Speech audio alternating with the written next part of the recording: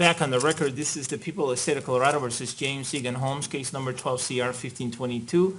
The record should reflect that Mr. Holmes is present with his attorneys, and the prosecutors are present as well. And Mrs. Holmes, you may resume the witness stand. Go ahead. Thank you. Are the parties ready for the jury? Ms. Brady?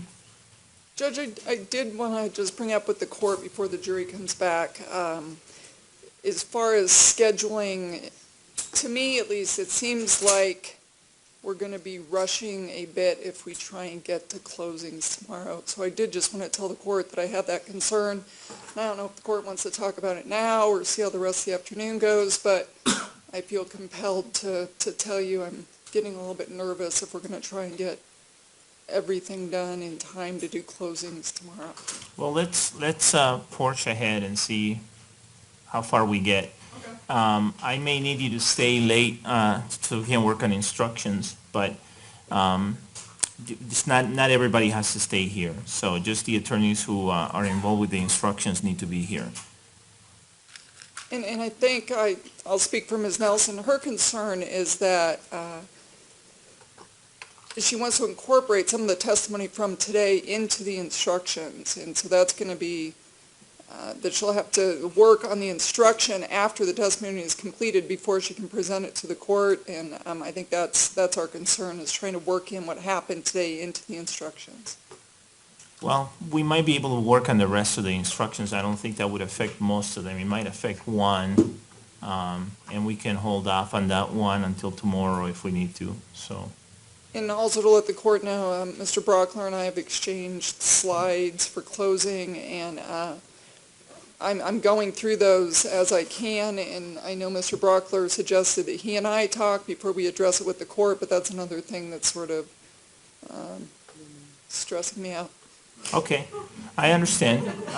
It may be something where we finalize that tomorrow morning, but I tell the jury to come in a little bit later. What I don't like is having the jury wait. If we plan ahead and we say, okay, we're going to talk about slides tomorrow at 8:30 or at 8:40, then we can figure out if we can have the jury come in at 10 or something like that. Same thing with the instructions. If we can finalize most of them and perhaps leave one until tomorrow morning, we can finalize that one and finish the copying before the jury gets here, and I can have the jury come in a little bit later. Okay? All right, let's bring the jury in, please.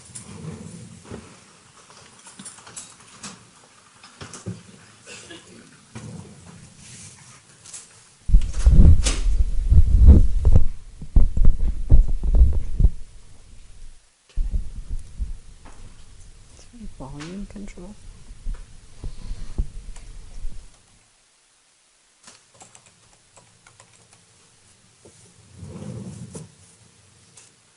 And Ms. Brady, thank you for bringing that to my attention. I appreciate that.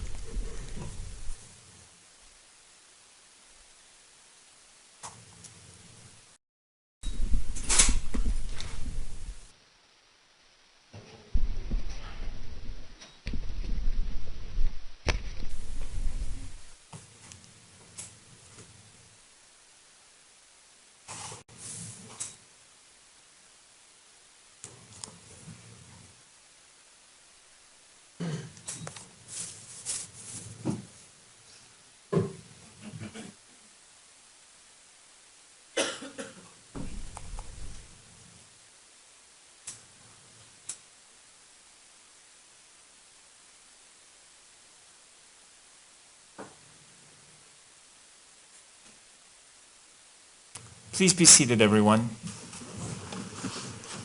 The record should reflect that the jury is back in the courtroom. Mrs. Holmes, I remind you that you're still under oath, okay?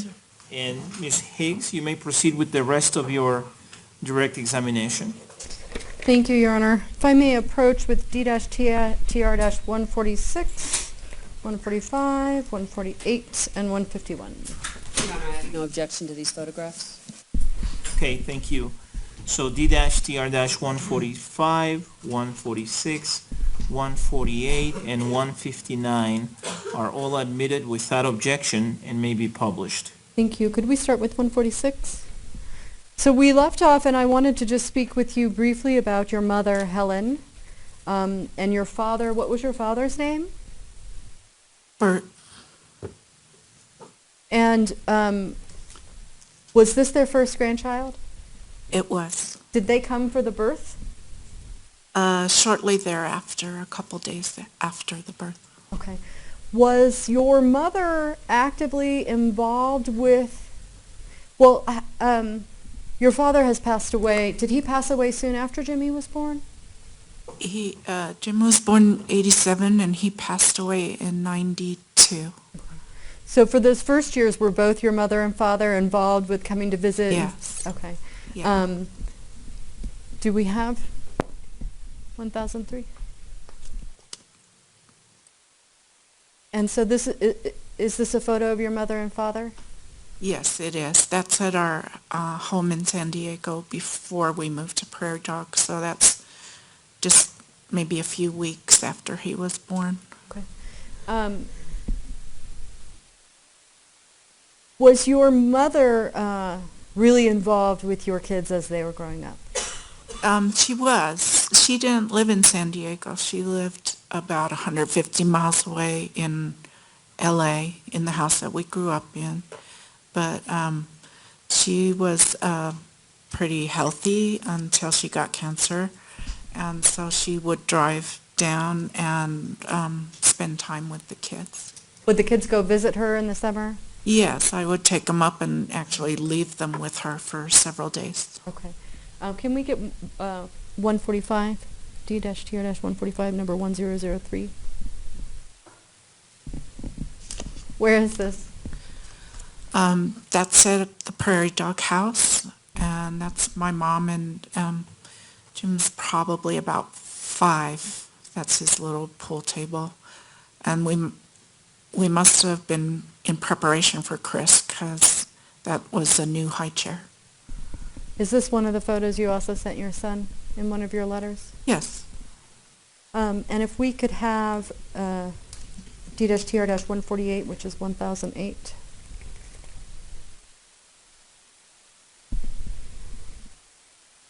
And that's our van.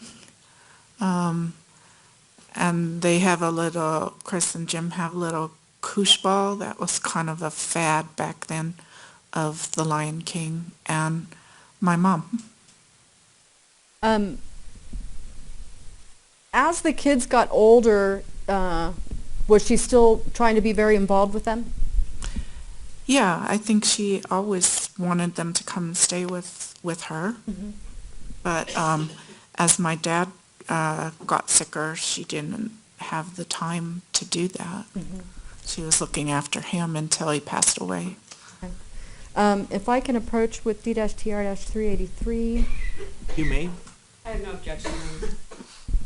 All right, D-TR-383 is admitted and may be published without objection. And this is a short clip of your mother making gingerbread with your son. Okay, yep. Do you remember watching that? I do. Okay, if we can play that. We can get a Christmas tree out of this, Jen. What do you think? Okay, we're going to get the rolling pin ready for you. Okay, roll away. I'm the sous chef. Whoops. That's okay. Now try one more time across, because then we'll have it big enough. See, when you do it harder, it does out bigger. I'll bet you can do a Christmas tree there. What do you think?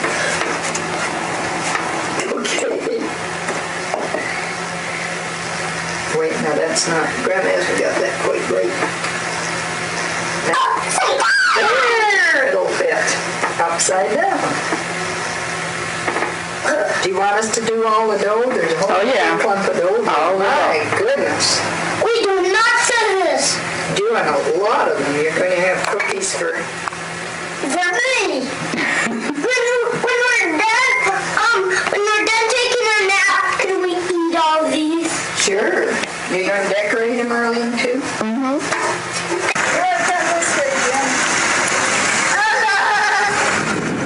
Right behind the barbecue. Watch it. Oh, Daddy's here. Okay, don't run into Daddy. I do that. Okay, well, I think Grandma's going to sit down. Okay. Grandma's taking a break. Okay. Grandma's going to take a break. Maybe Jimmy can too. Break time. Break time? Yep. We took a broom and we swept away. There was some cobwebs there, so Jimmy found them. Yes, come sit on my lap. That'd be a nice thing to do. There. Well, hi, guys. Yeah, hi.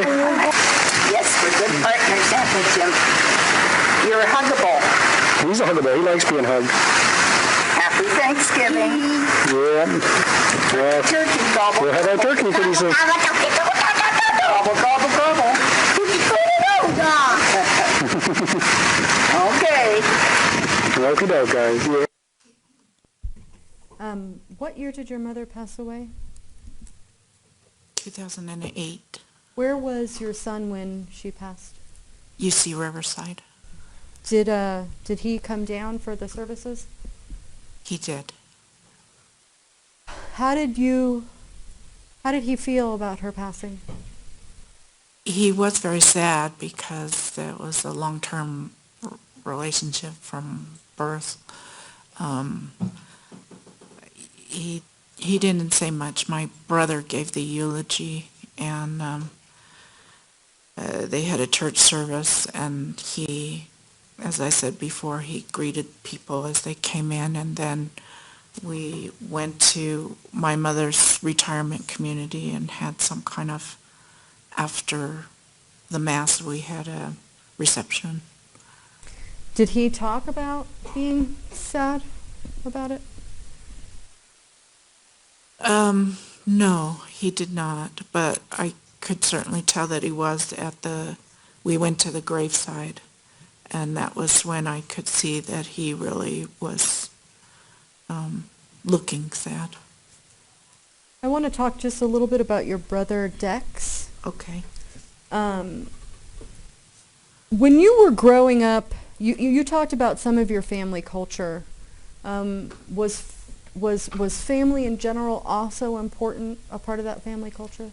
Yes, very important to get together. Okay. Now, was Dex older or younger than you? 5 years older. Okay.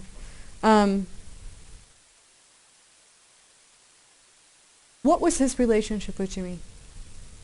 Well, he and his wife didn't have children, so he really looked forward to Jim and was interested in him and wanted to know what he was doing and took delight in playing with him. And as he got older, the kids would fly up to my brother's and stay with him and his wife. If I can approach with D-TR-154, 155, and 156. I have no objection to these photographs. All right, D-TR-154 through 156 inclusive are admitted and may be published. If we can get 154, 3264. So what is this a photo of?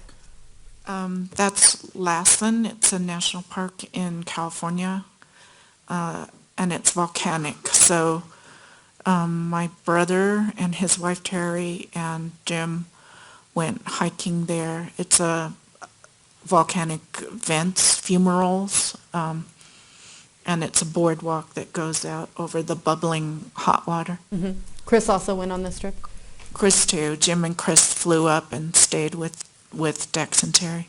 So this was one of the Vacations. the weeks that they did up there. Yes. What other things did your son and your brother Jude? You know, didn't he help him with gardening work and stuff when he went up there on those trips? Yes, my brother was a dentist, and he had, he liked nature, and he had a fairly large yard, so he needed a ride-on mower, and Jim got a kick out of that, and he had a big rose garden, and Jim trimmed our roses at home, so he helped Uncle Dex do all that. He already knew how to trim roses. And fishing, they went fishing. Dex had his own little pond. Can we get D-TR-155, 3261? Before that, the photo that we just saw at Lassen, that's one of the photos you sent your son in a letter, is that right? That's true. And this photo as well? Yeah, this is Uncle Dex. How old is Jimmy? I'm thinking 3. That's a preschool hat. Would you say that your brother and your son were close? Yes. Okay. And I think your daughter said that Dex and your son were close, and she was close to Terry. Terry, yes. That if I can approach with D-TR-384. Yes, No objection, Your Honor. right, it is admitted without Thank you. objection, and it may be published. And did Dex also come to your home and visit quite often? Not quite often, because he lived first in Northern California at the northern half of the state, and then in Arizona. But holidays, whenever he could. And if we can get D-TR-156, Exhibit 1084. Is it? No, 1054, sorry.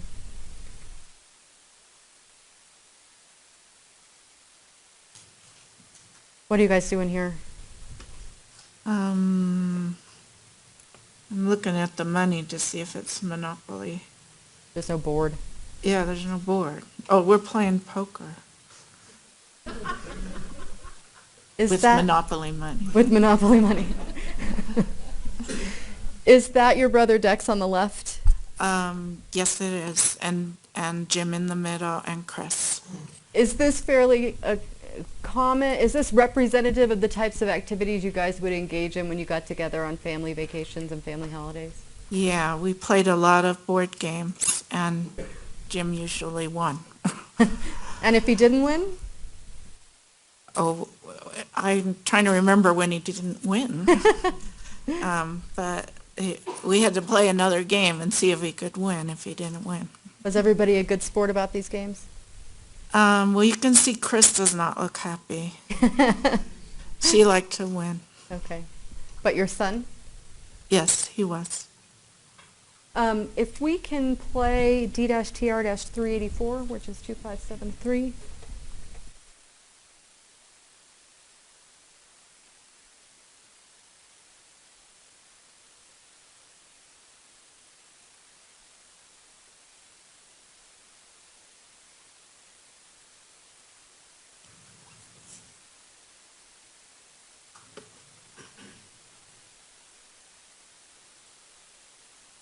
What are you going to do today?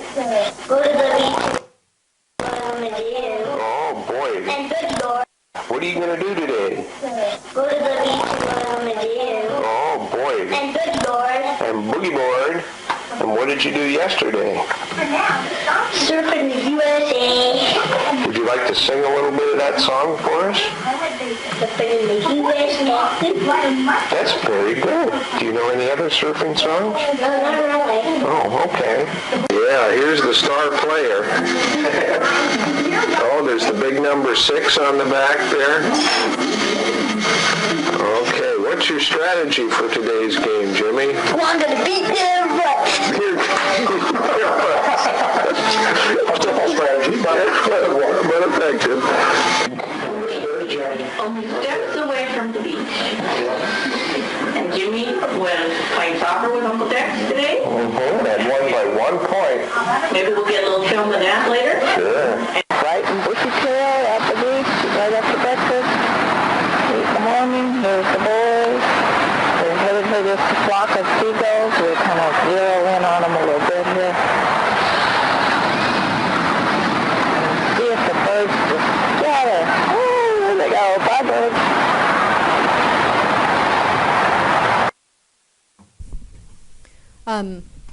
Was that your brother either talking or seen in the video at the end, especially on the beach? He was seen. I don't think he'd be talking because it looked like I was filming it from way far back. Earlier in the clip when he's talking about surfing in the USA. Oh, I think he was filming. Yeah. Yes. I noticed that a lot of these clips, the kids are young. Yes. At a certain point, did the kids not want to have home videos made of them anymore? Right. And technology-wise, we were not to the point where you can take it with your cell phone easily. So we still had that big old clunky style video cam, and you get tired of hauling it around and then finding out nobody wants to be photographed anyway. So there's a time period when videos stop. We have heard that your brother passed away. Yes. When was that? August 2012. Were you with him when he was sick in August of 2012? Yes, we came. Well, Objection, non irrelevance. Sustained. Did he know about this case when he passed away? he did. It happened July 20th, and he passed away August 30th. Did he want Jimmy to know that he still loved him and cared about him? Objection, Your Honor, hearsay. I'll allow it overruled. Yes, he definitely wanted Jim to know that he was thinking about him even as he was dying, And that he loved him? and that he loved him.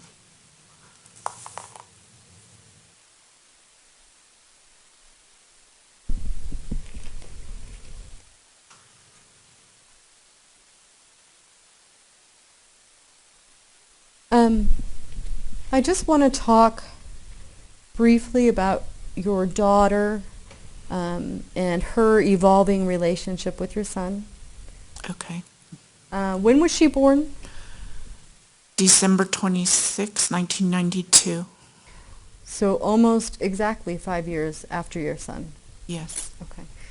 What was his... Was he excited to get a sister?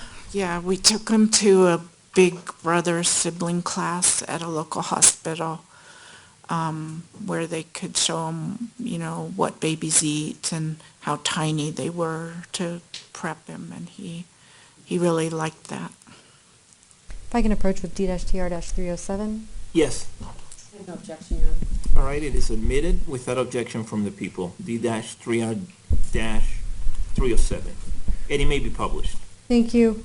I'd like to show a group of photos that have all been admitted. If we can get 3288, and it would be D-TR-307, 308, 309, and 163.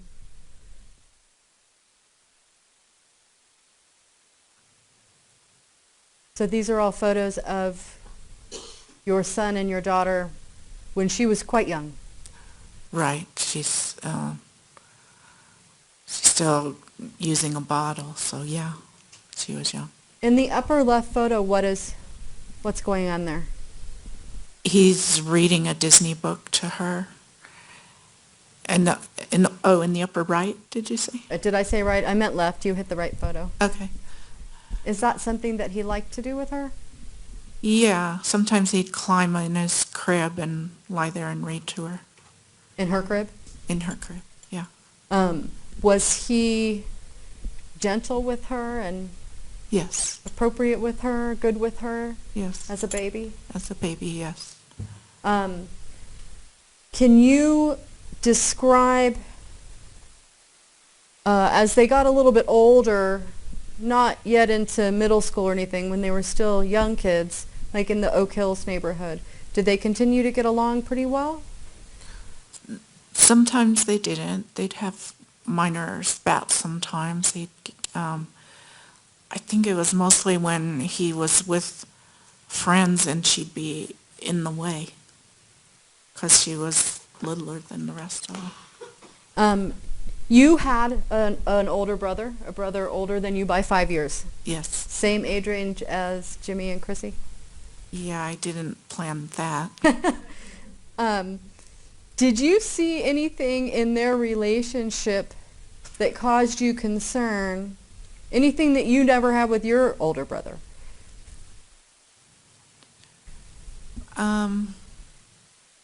Well, my older brother kind of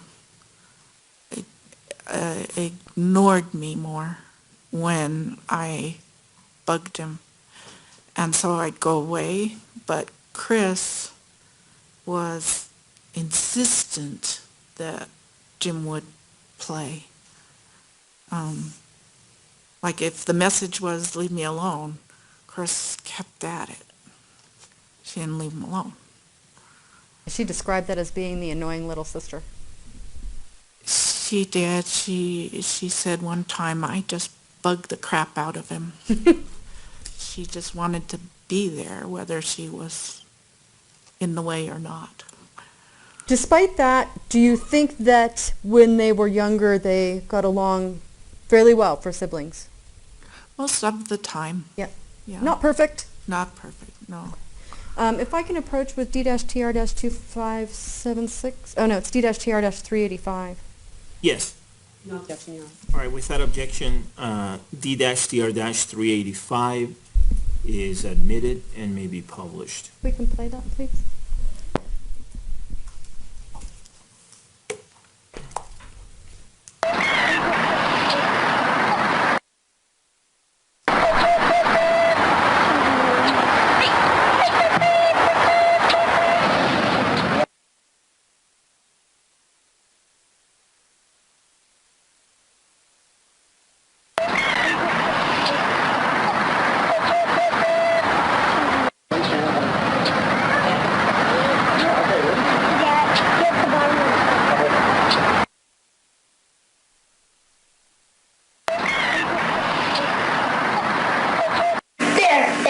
There, how's that?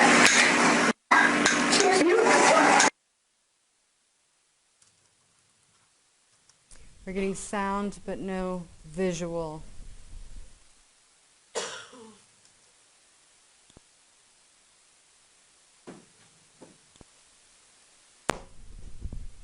We'll try one more time and see if we can get it.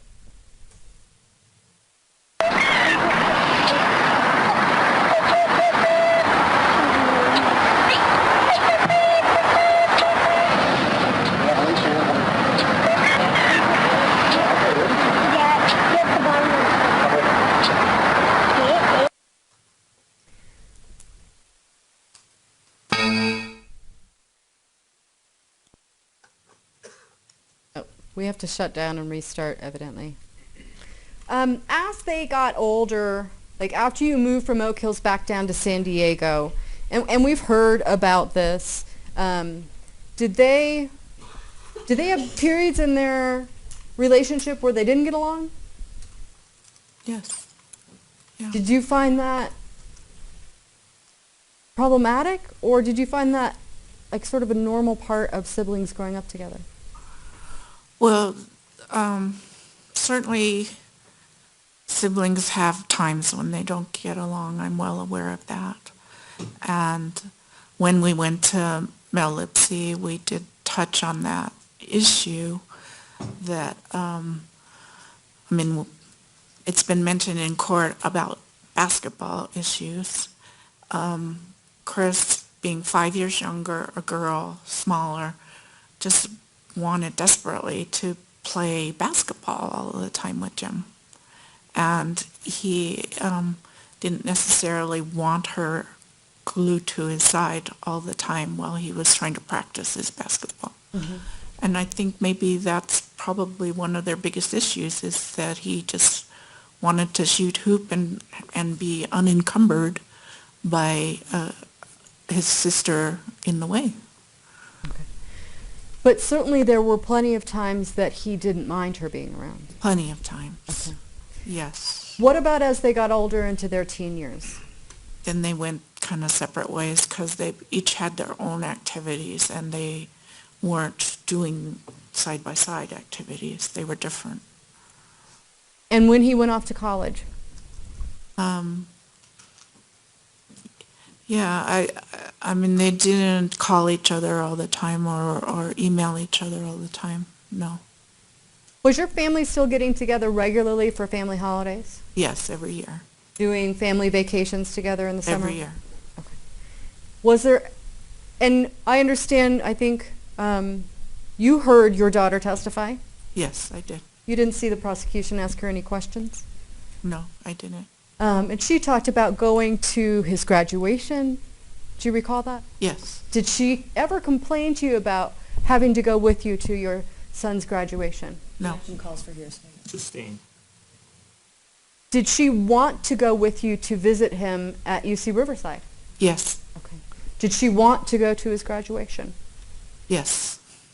When you would get together for family holidays or family trips, did your son and your daughter do things together? Yes, we'd put them in the same room, either a cabin that we all shared or a hotel. And the outdoor activities we did, they shared. Did they seem to enjoy being around each other during Yeah. those vacations? Yeah. Did they enjoy having that kayak race when you guys went to Hawaii? Yes. Did they enjoy playing on the bumper boats with the water guns at Big Bear? Yeah. And we went, well, I didn't, but the kids went wakeboarding. Mm-hmm. And One at a time. You can't both get on a wakeboard. did they have a good time doing that together? Yes. When you were together at Christmas in 2011, you said they stayed in the same room. Yes. Did you ever have any concerns, even though they grew distant, that your daughter did not love your son? I never worried about that. Did you ever have any concerns based on all of your experience with them that your son didn't love your daughter? I never had any concern about that.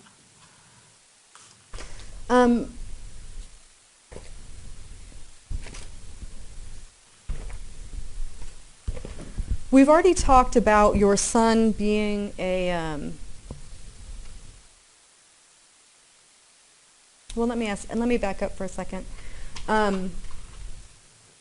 You heard some allegations here that your daughter has abandoned your son, James. I saw that on the videotape. Has she, in your opinion, abandoned your son? No, quite the opposite, actually. She is always wondering how he is. Always interested in how he's doing? Yes. I told her about the allegations, and she said I need to come out. Sustained. Clear that up? I sustain the objection. Now, with regard to some of the letters that you've sent your son over the past couple years, you have also included in there photos of your daughter? Yes. Okay. And that was with her permission, is that right? Yes. Okay. And we won't show those photos again, the jury's already seen them, but you also got together on her birthday, I believe it was, and took photos of her and you and her and your husband also to send to your son, is that right? Yes. Okay. And you intentionally took those photos with the goal of sending them to your son, is that right? Yes. Okay. We've talked already about your about James's school career. In all the years that he was going to school, those 13 years, academically, how did he perform? Really well. Above average. Do you recall your husband talking about going to a ceremony for his scholarship after he graduated high school? Well, they had a scholarship ceremony before they graduated at Westview for anyone who got a scholarship. Was it around the time of graduation? Yes. Okay. And so they honored each individual that got a scholarship, and there were balloons and cake and certificates and stuff like that. And if I can approach with D-TR-188? Yes, No objection, Your Honor. right. Without objection, it is admitted. That's D-TR-188, and it may be published. And what is this, if we can see it? Are we up and running again?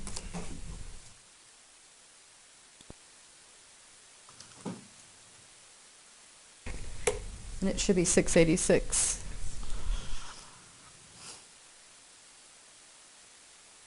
We don't, it's not a video, Judge. Oh, it's not. All right. And if you want to publish 385, once you get your system up, let me know. You can do it.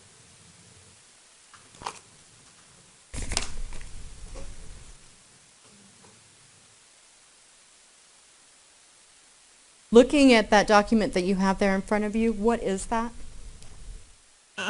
It's a certificate from the University of California, Riverside, in recognition of high academic achievement and demonstration of outstanding promise. Hereby awards the Regents Scholarship to James Egan Holmes. Was that a scholarship that he had for college at UC Riverside? Yes, for tuition, for 4 years of tuition. Okay. Is that one of the reasons he chose UC Riverside? Yes, but also his best friends Earl and Richie went to Riverside. Okay. When he went to UC Riverside, you initially went to visit him, is that right? Well, we helped him move in on move-in day into the dorms. It's kind of a celebratory day when they have orientations and food, barbecues. It's a big deal because it's the first time you move away from home. Did your daughter, Chris, go with you guys for that? Yes. Was that the only time you went to UC Riverside?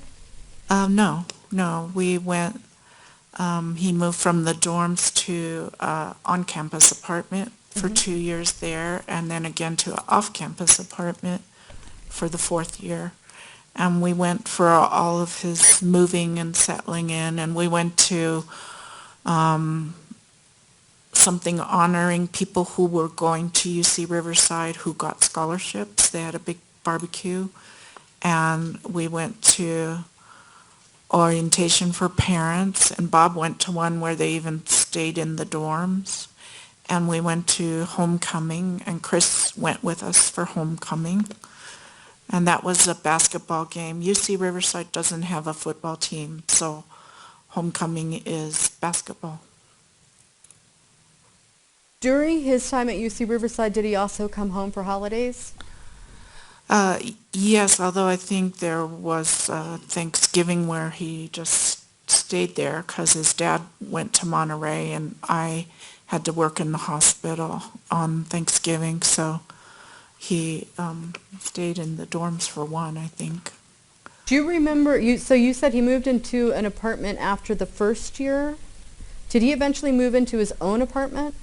Yes. First, it's an on-campus apartment. It's got 4 bedrooms and a living area, and he stayed there 2 years. His roommate from the dorm, Dale, wanted to live with him again for the next year in the 4-plex. So they each have their own bedroom, which is a big deal after the dorm where you share a bedroom. And then he lived there 2 years, and then his last year he had his own apartment. Okay. And when he graduated, did you go up for graduation? No, he didn't want to walk.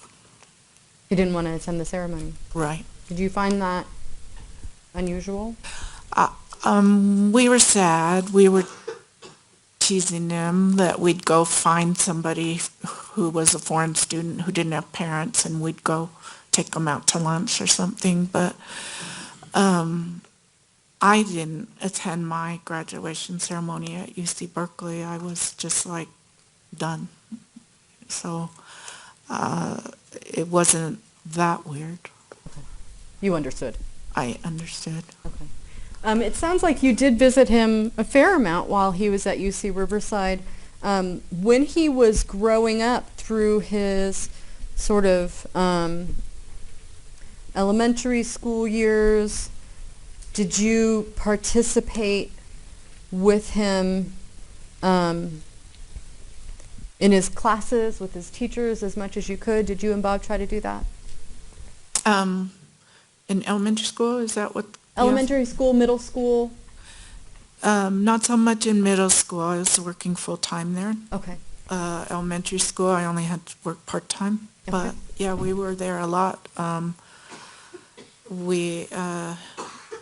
I helped, with parties and painting and carnivals and book sales, things like that. If I can approach with D-TR-182 and 181? Yes. No objection, Your Honor. All right, without objection, D-TR-181 and 182 are both admitted and may be published.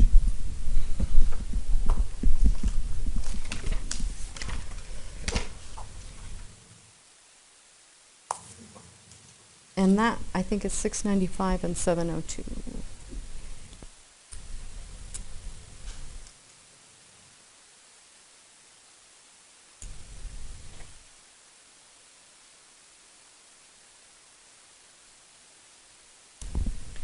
Do you remember his teacher, D. Trundle, from the 6th grade? Yes. And that first photo that you have, do you recall that museum trip with his 6th grade class?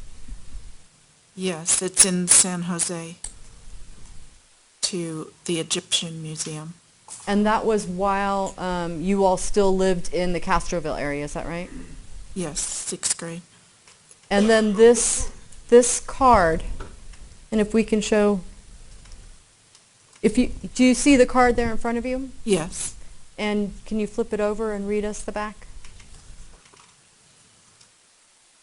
It's a thank you card to his teacher, Mrs. Trundle. Thank you for your hard work and your pursuit of excellence.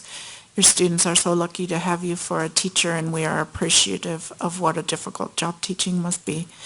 Your friends, Bob, Arlene, Jim, and Chris Holmes. Is that something that you frequently did with your children's teachers? Yes, I like to write letters.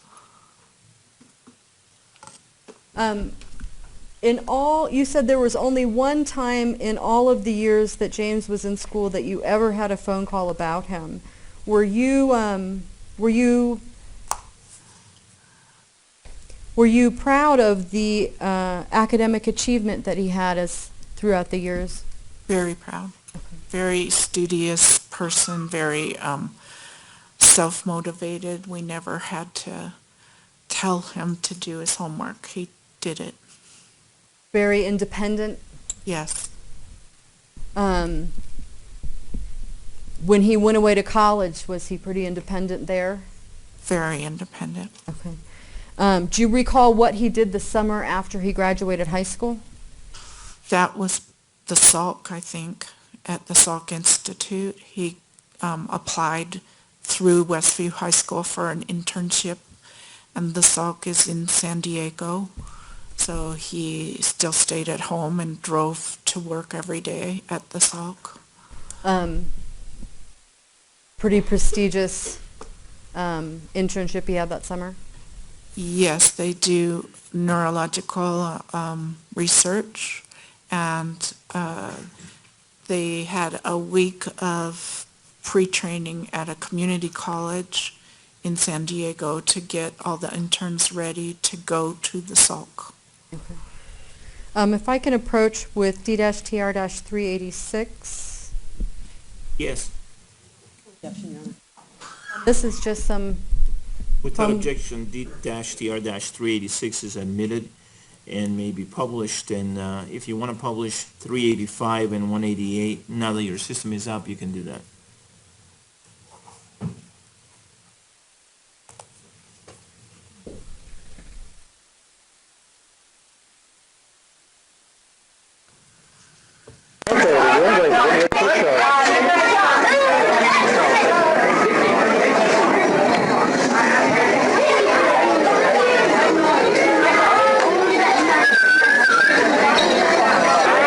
Yeah, we just finished our Christmas.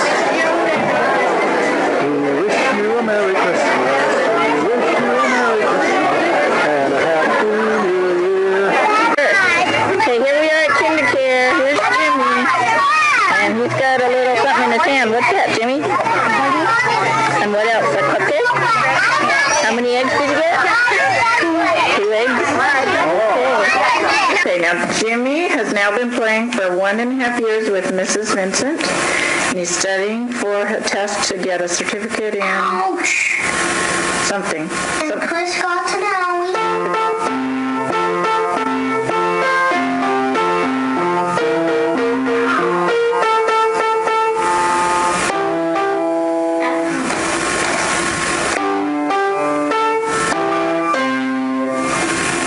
Okay, let it finish. He's almost done.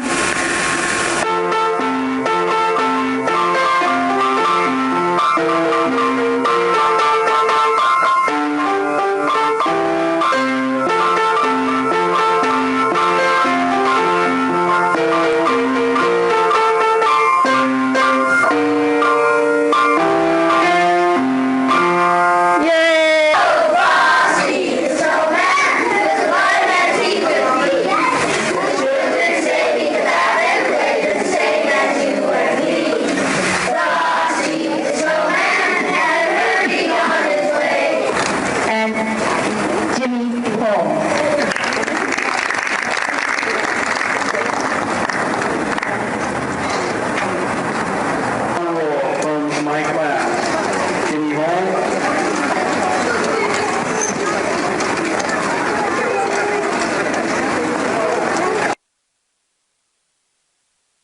So those are just some of the events that you attended as a parent.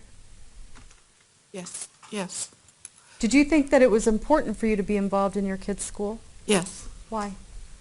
Well, partly just to show them that we're thinking of them and we care about what happens at school and we care about what happens to you, and partly to see if things were on track and good academically, and to see what happens at school in terms of the environment and whether it's safe and whether the kids are getting what they need. There was also a little clip in there of your son playing the piano. Is that something that you encouraged him to do? You mentioned the trumpet before as well. Both the kids had piano lessons. We bought a used piano. I had piano lessons. My brothers had piano lessons. So they started with piano, and then they picked their other instrument. And Jim did trumpet, and Chris did clarinet. Why was it important for you to have music in their lives? I just think music in general is important for calming people down, and it's a good hobby. I've read things that say it helps you with mathematics. Sustain. Did your son continue, after the trumpet, did he continue on with music? No. Once he started high school, he had too much homework for much else. Okay. And I think he was also playing soccer in high school. Yes. Was there a point in time that you noticed him stop playing soccer? When he went to Riverside, there were like, what do you call them, like in pickup game type things from different dorms play each other. But I think after the second year, he had a lot of work to do, so he didn't do that. Did you notice his coordination in soccer decrease over time at all? Yes. About when was that? 10th, 11th grade. Okay. He still continued to play for some time after that? He did. Okay. He wasn't as good as he was before? No, he was very, very fast when he was young, but as he got older, his coordination was a little less. Yeah. After he graduated from UC Riverside, I want to talk just a little bit about that year. Tell us about your son during that year. After UC Riverside? Yes. That was a difficult time. He came home and didn't come home with a plan. And I'm a planner, so that was hard for me to accept, that he didn't know what he was going to do next. He slept a lot, stayed up late, and slept in. So I would be already gone to work, and he was still in bed. And he did some gaming and TV. I just didn't see him as the guy that was so motivated and busy that I had seen prior. He was not talking or getting up and doing stuff, or once in a while going out with his friends, but almost never. And so I got mad. What'd you do? I told him, you need to do something. You need to get up and do something, get a job. You didn't get into grad school, you must do something. And he didn't react angrily or say anything. He just went to the computer and started job hunting. And how soon after that was he working? We signed on with the temp agency because he still wanted to try and get into grad school. So he knew he wanted a temp job. That's what he told me. So the temp agency found a job, and in 2 weeks he was working full-time. I understand he was working a night shift, is that right? Yes, 10-hour shifts. Did you see him, although at points during the time that he was working that job? Well, I worked a day shift, and he would leave for work in the afternoon and would not get home till the middle of the night, a 10-hour shift, 4 days a week. And I well know that shift work makes you really, really tired, and when you have a day off, you sleep a lot. And so I really did not see him very much during the time he was at Marical. Okay. Did you see him like on weekends? Yes. Okay. Did he seem to like the job? Yes, he did. He didn't he didn't intend to stay there, but he said that it wasn't hard work and that they weren't mean, but that at lunch break everyone spoke Spanish, so he didn't really have interaction at break time. When he was reapplying to graduate school, was that something that you guys encouraged him to do?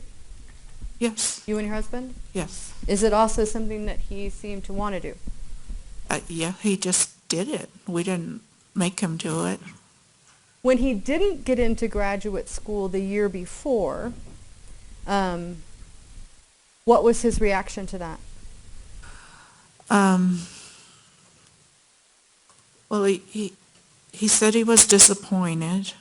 I believe he did have one interview at UC Irvine, but he said that he felt he didn't interview well. He was very quiet about it. He just withdrew. Okay. Did he act out in any way? No.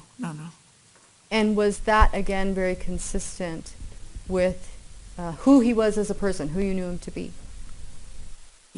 Yeah. And then he tried again the next year? Yes.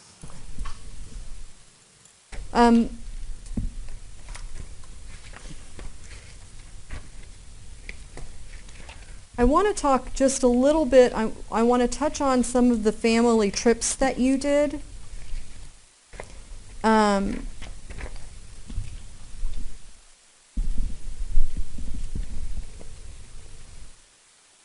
Before I get there, though, I want to approach with D-TR-195, which is 981.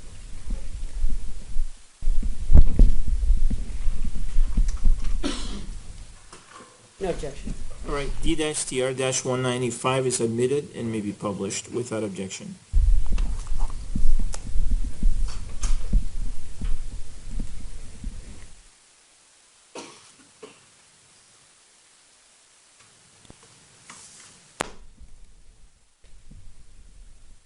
And what is this, Mrs. Holmes?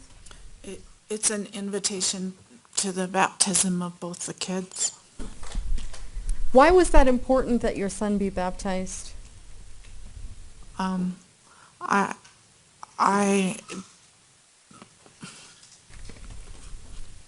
was raised in the Christian faith, and I still am a Christian, and I believe in the principles of that faith. And baptism is a way to recognize that you are a part of the church and a part of the faith, and that you recognize the existence of God. Now that was something that was important to you, is that right? Yes. And we have heard that when your children were younger, they did attend church with you. Yes. That in Oak Hills you bribed them with Taco Bell. Yes, that is true. Did that seem out of the ordinary to you, that young kids would not want to get up early on a Sunday morning and go with their parents to church?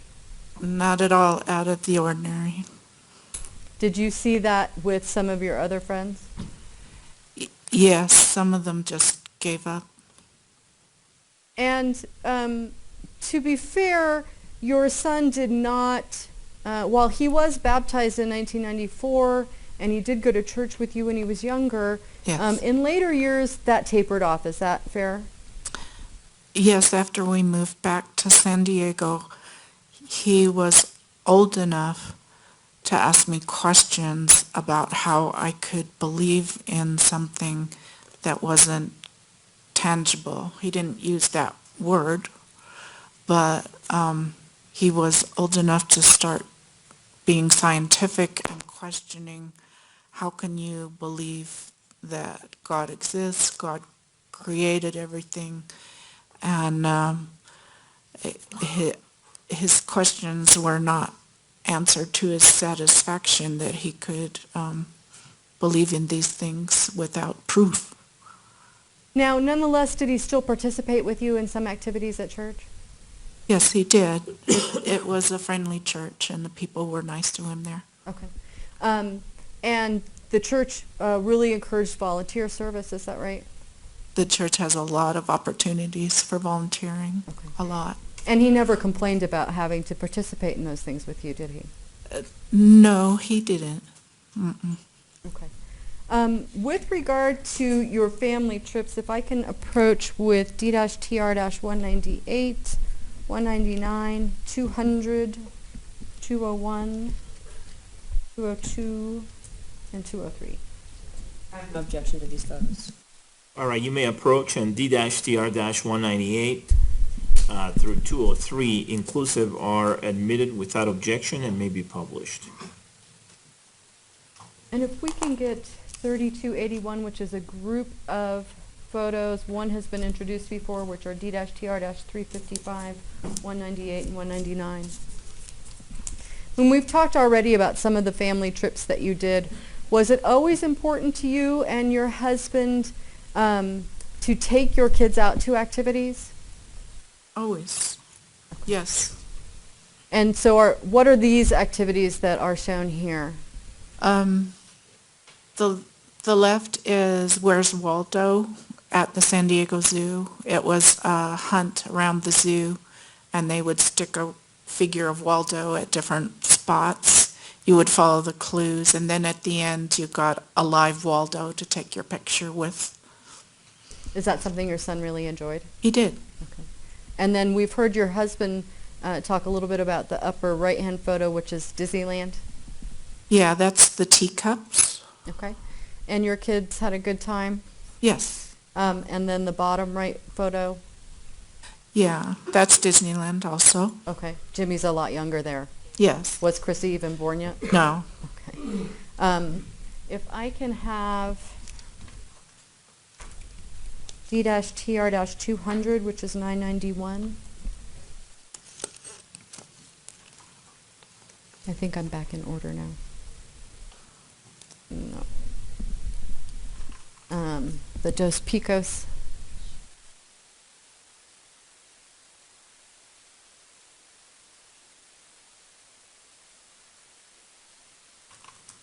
Can I see D-TR-200?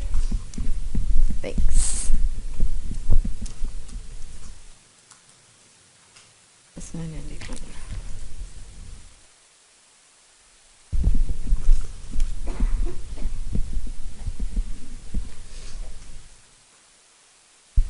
Your husband talked about some camping trips that you guys went on when you were, Yeah.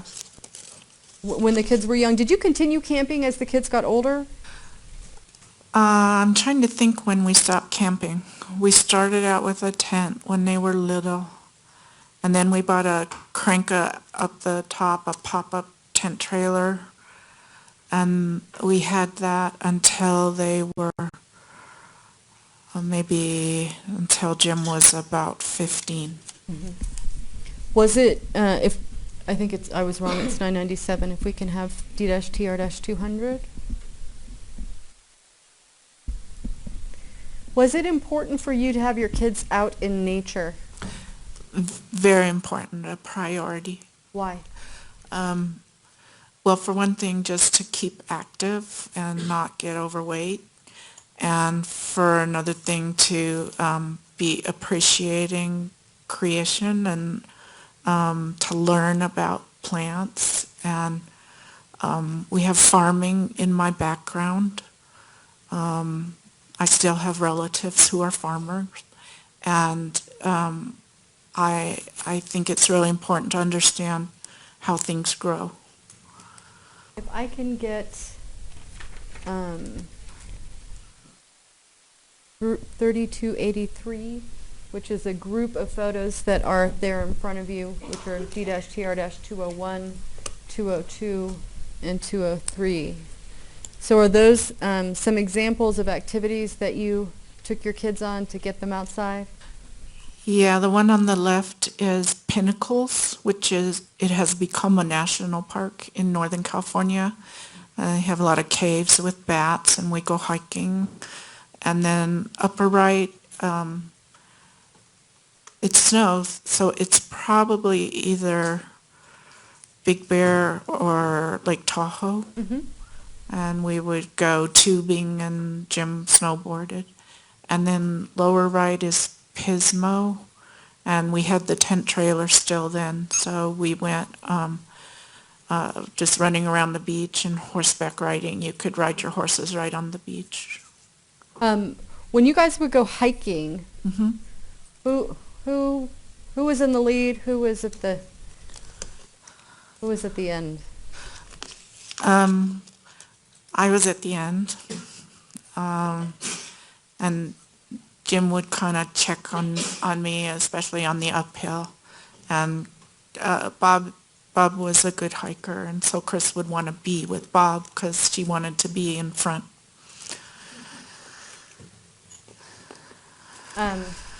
Did you appreciate that your son would stay back and make sure you were okay? Yeah, I did. Somebody had to.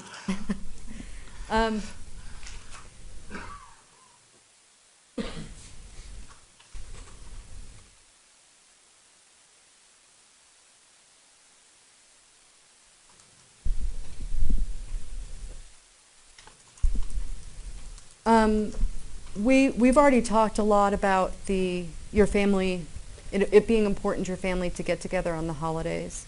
Did that include your entire family, when the extended family, when they could come?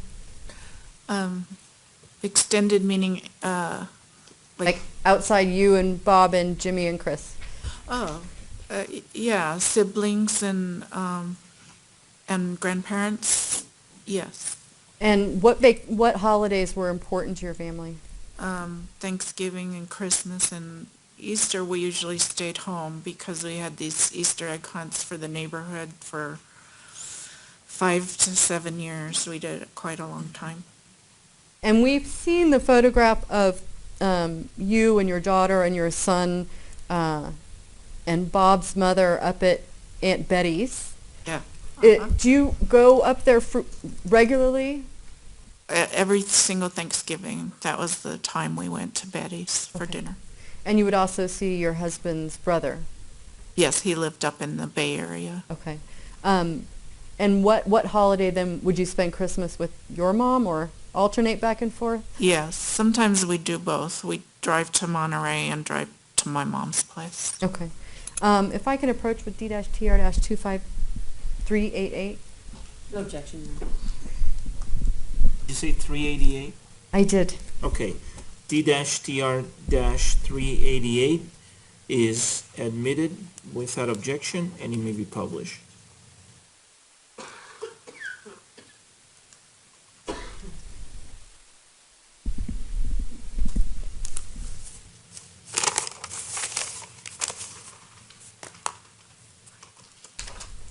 Uh, 2580.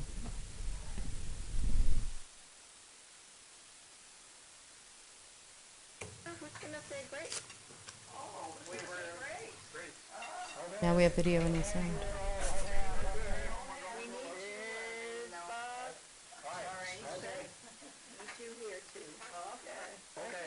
thank you for this wonderful day and the happy Christmas we've had, that everybody's healthy and happy, and I'm glad everybody's here, and hope everybody has a good Christmas.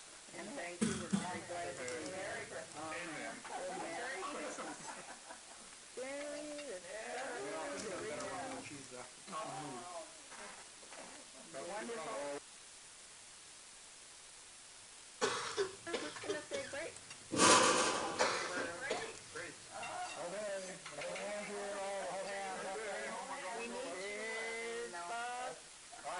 Okay, thank you for this wonderful day and the happy Christmas we've had, that everybody's healthy and happy, and I'm glad everybody's here, and hope everybody has a good Christmas. Your Honor, I object to watching this twice. I think he's doing it because of the sound, but it's still not there, so. Is this your family sitting around the holiday table? Yes, the grandmas and Bob's brother and little Jimmy. We called Bob's brother Big Jimmy. It's Christmas. The last couple areas I want to get into is based on knowing your son since he was born. In your experience with him, have you ever known him to be a mean or mean-spirited person? No, the opposite. I would say he was sensitive to what people were thinking and needing. Did you ever know him to be rude or disrespectful? No. Would you ever describe him as being the poor loser? No. The guy that wanted all the attention? No. Would you describe him as selfish or self-centered? No. I want to talk to you about some of the things that your son has done in his life.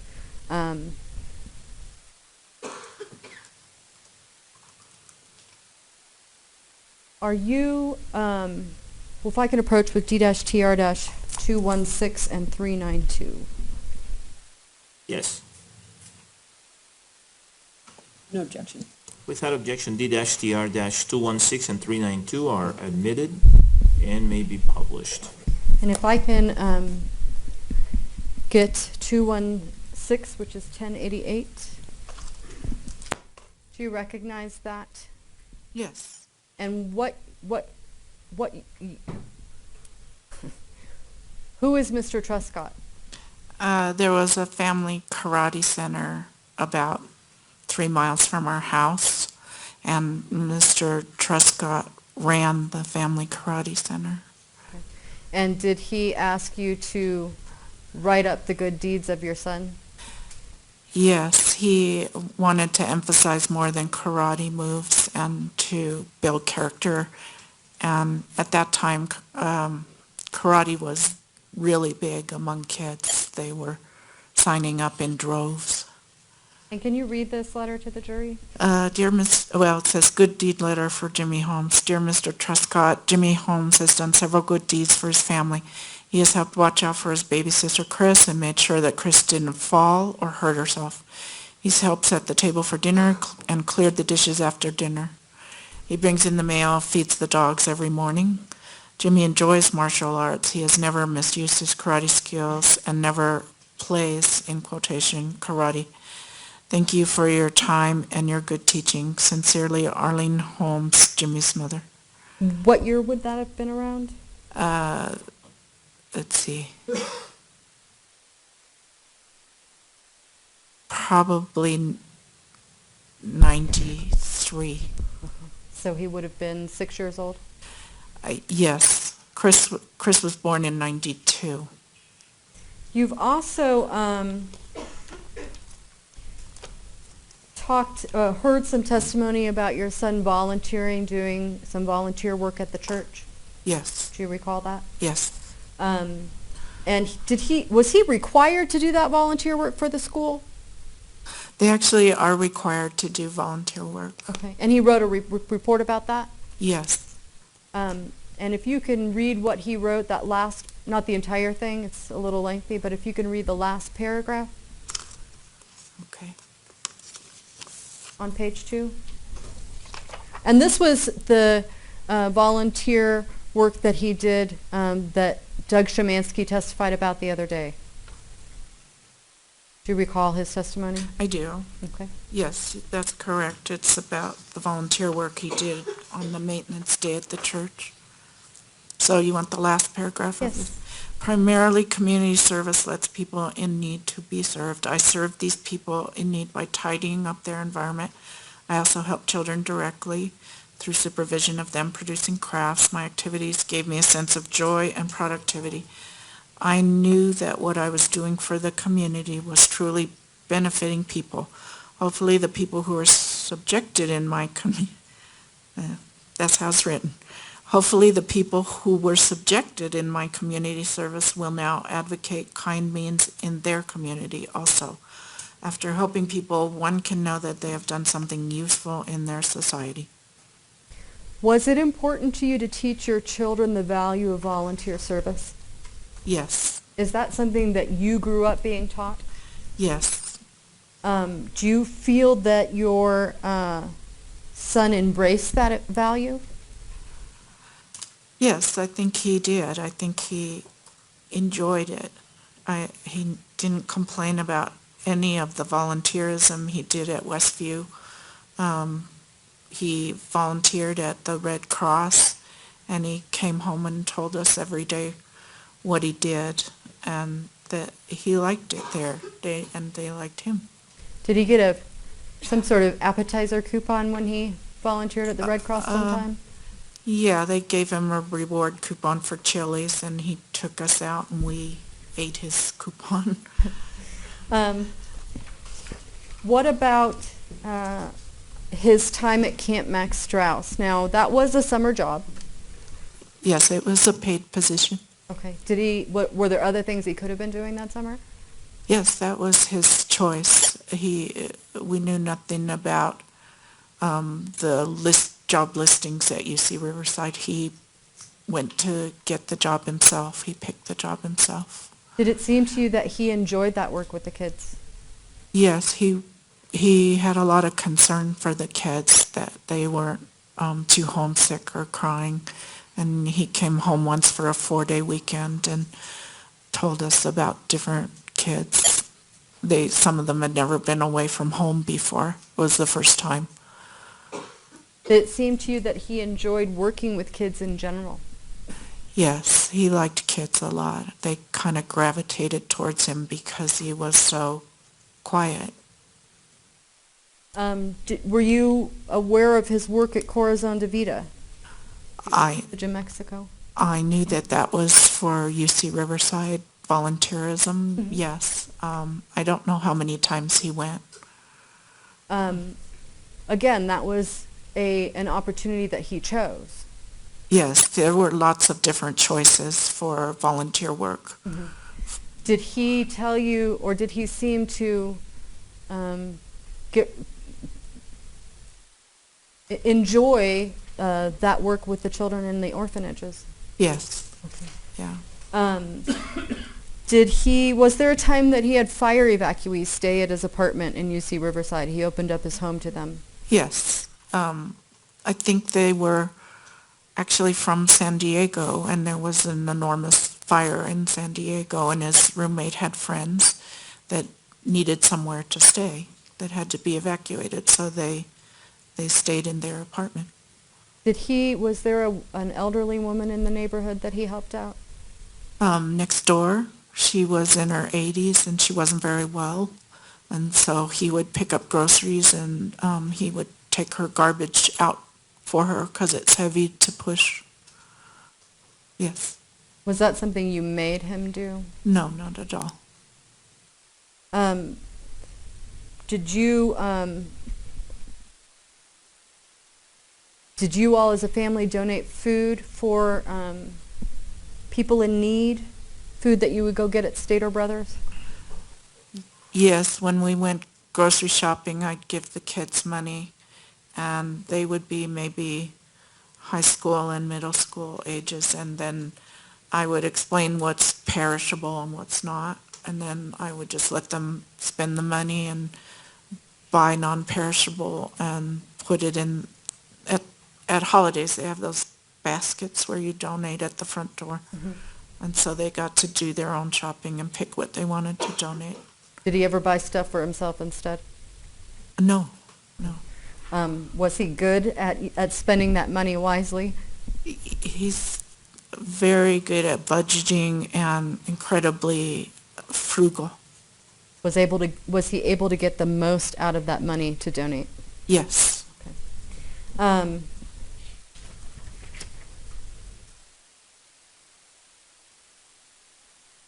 Were these activities typical of your son growing up?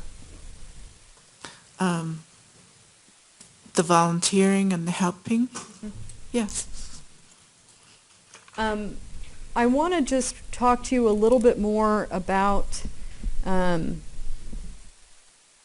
your contact with your son since this case came about. And I understand that you were able to see him shortly after the events of July 20th. Yes. Have you been able to visit him much more? How many times have you been able to visit him since then? 3 times. And would you like to be able to visit more? Yes. Do you know why it was that you were not able to visit as many times?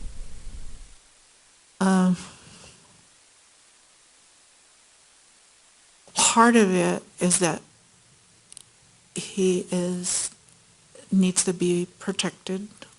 We can't just go to the visitor room like any other inmate family arrangement. He needs security. I guess that's obvious from the courtroom. And it's inconvenient for law enforcement to make these arrangements, but they did it and got the extra security for us to be able to see him. Is part of it because you're not here? You don't live here in Colorado as well? No, we've flown to Denver 12 times easily, and Bob's come without me, and Chris has come 3 times, and it's not because he's here. It's just not always possible to come and see him. Okay. When you've come on the other trips, have you come in part to see your son in court? Yes. Has it been important for you to actually see him? Yes. In any way you can? Yes, to be in the same room with him, but also to follow his case and see what's going to happen. In lieu of, well, not in lieu of, but in addition to the times that you visited him, you've also written him really regularly over the last several years. Is that fair? Yes, And I think that you write him almost on a weekly basis. yes. In a lot of these letters, you talk about his life. Yes, I do. Why has it been important for you to talk to your son about his own life?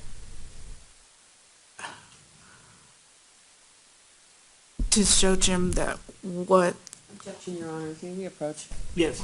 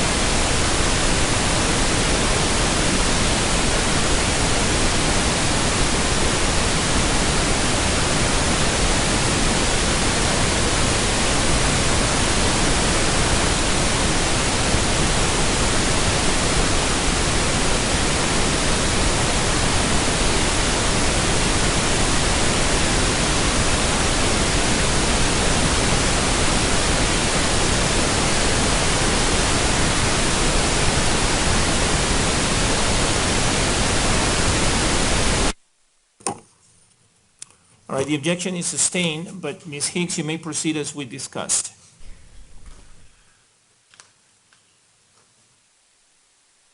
Why was it important to you to write so frequently to your son? To maintain a connection and show him that even though we're not here, we are thinking of him every day, and we care.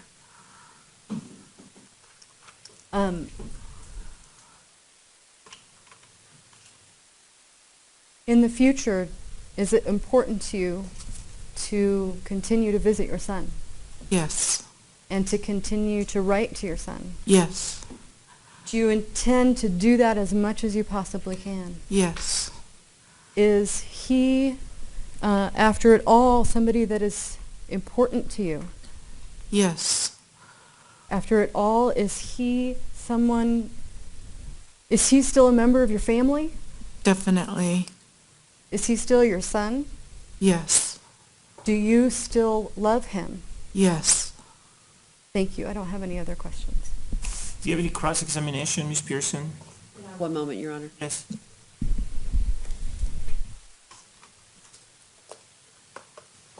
No, Your Honor. And the jury does not appear to have any questions for this witness. There may be a question. Hold on a second, if you would, please. Thank you.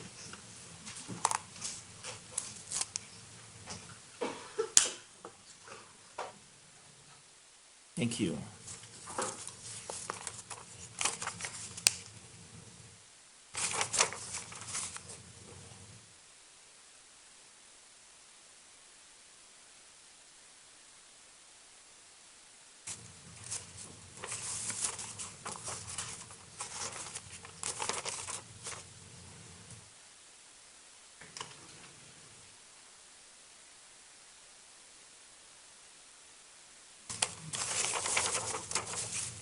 Would counsel please approach?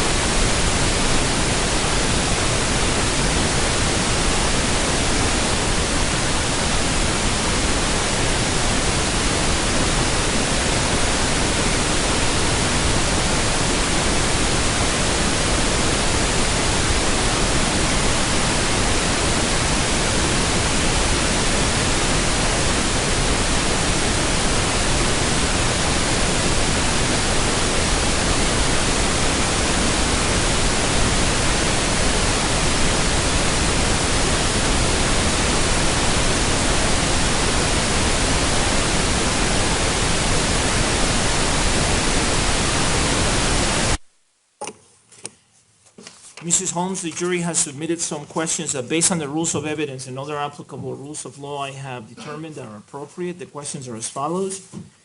You said James showed sadness out of his grandmother's gravesite. Did you ever see him shedding any tears at that time or later, at least that you saw? Not at his grandma's gravesite, but earlier as a kid. I did see tears when the dog died. I did see tears when his dad got real sick from a business trip to Washington, D.C. and came back with pneumonia. And he was crying because he was worried. He did cry. The next question is, when did James begin talking?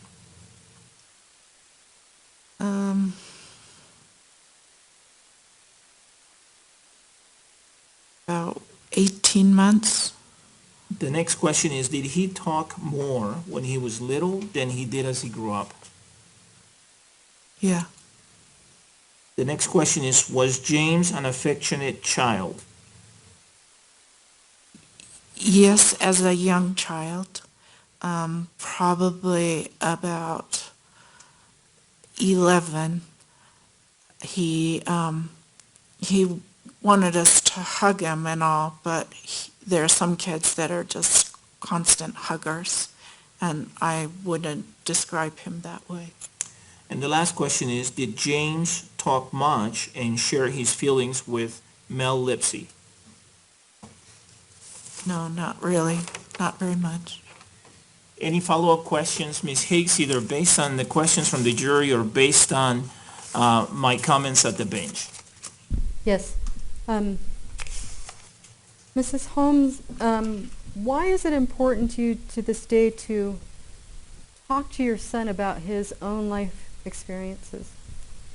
It's important because I want him to remember.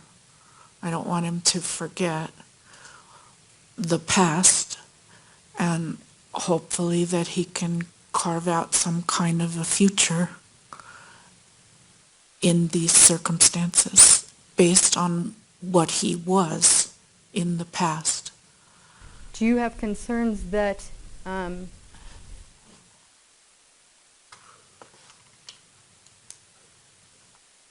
why are you concerned that he might forget?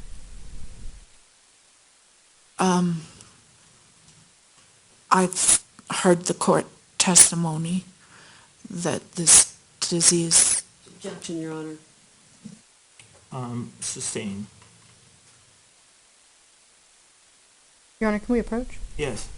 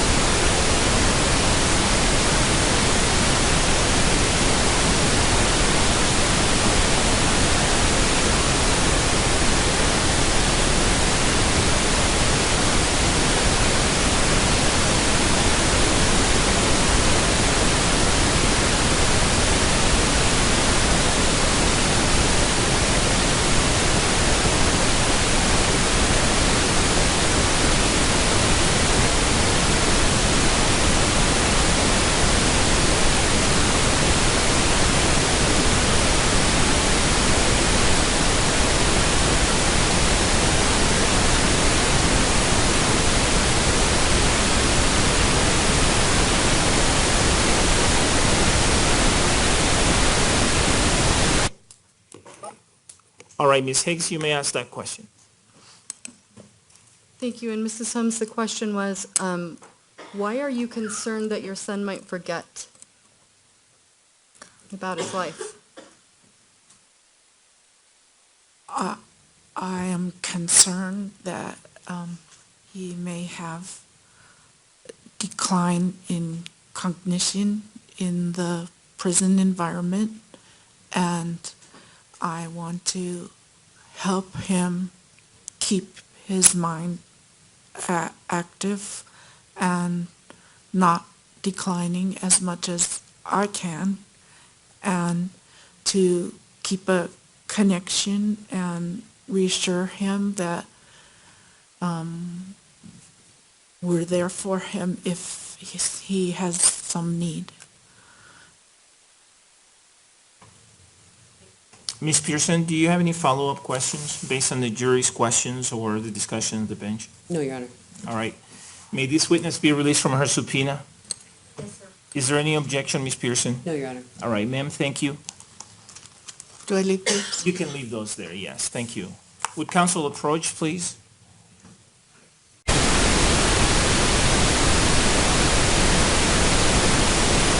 Yeah, let me have Ms. Brady and Mr. Bruckler.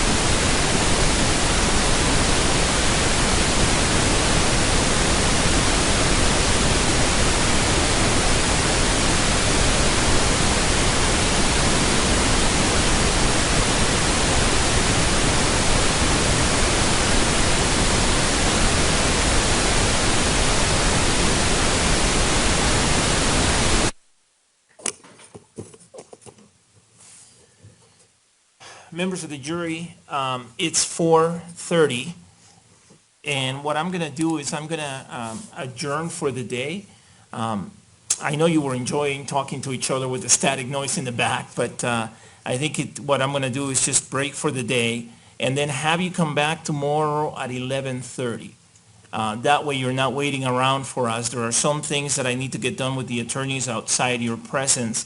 And the last thing I want to do is have you wait around too much at least. And I'm hoping that when you get here at 11:30 that we're ready to go. So since we're starting late at 11:30 tomorrow, let's plan on you having lunch before you get here. We'll still take breaks throughout every hour and a half to 2 hours, and you'll be able to have snacks and things like that. But if you would either eat a late breakfast or brunch or eat an early lunch, that would help, because we're probably not going to take a typical 1 hour or 1.5 hour lunch break. Does that make sense? All right. So make sure, please, that you comply with all my advisements overnight. They all continue to apply. They all continue to be extremely important. And then let's plan to have you back here tomorrow morning at 11:30. It gives you a little chance to sleep in. For those of you who are not feeling well, I hope you feel better, and hopefully that helps the rest. And then for those of you who are hanging in there and healthy, remember my order. You got to stay healthy, all right? I'll see you tomorrow morning at 11:30. Thank you, folks.